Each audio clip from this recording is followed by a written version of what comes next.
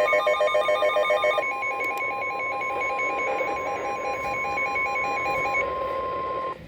National Weather Service in northern Indiana has issued a tornado warning for east central Marion County in southwestern Michigan until 11:15 p.m.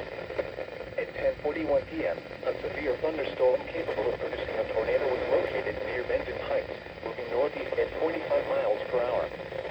Hazard, tornado. Source, radar indicated rotation. Impact, flying debris will be dangerous to those caught without shelter. Mobile homes will be damaged or destroyed. Damage to roofs, windows, and vehicles will occur. Tree damage is likely.